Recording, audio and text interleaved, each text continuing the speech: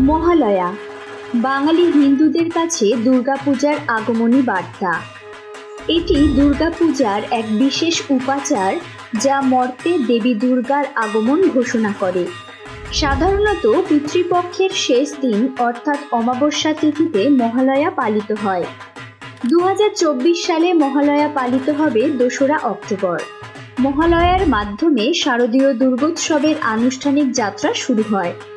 এবার চলুন মহালয়ার ইতিহাস, গুরুত্ব এবং এর সঙ্গে জড়িয়ে থাকা আচার অনুষ্ঠানগুলো সম্পর্কে বিস্তারিত জানি। মহালয়ার সঙ্গে বেশ কয়েকটি পৌরাণিক কাহিনী জড়িয়ে রয়েছে। এর মধ্যে একটি উল্লেখযোগ্য কাহিনী হল পিতৃপক্ষ এবং মাতৃপক্ষের সংযোগ। মহালয়ার দিন পিতৃপক্ষ শেষ হয়ে মাতৃপক্ষ বা দেবীপক্ষ শুরু হয়। পৌরাণিক কাহিনী অনুসারে দেবী দুর্গা এই দিনই মর্তে আগমন করেন।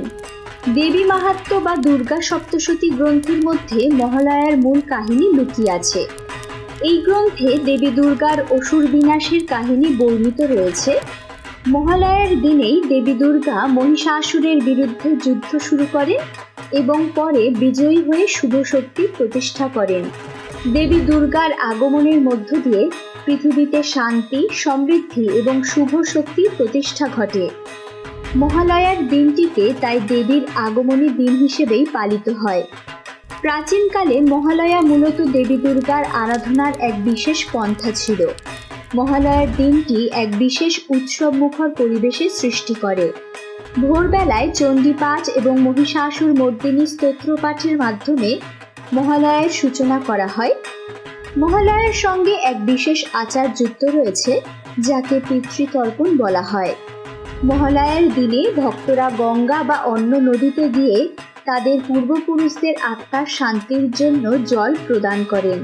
মহালয়ার সকালে বাঙালি হিন্দুদের মধ্যে রেডিওতে মহিষাসুর মর্দিনী স্তোত্রের সম্প্রচারের ঐতিহ্য বহু পুরনো।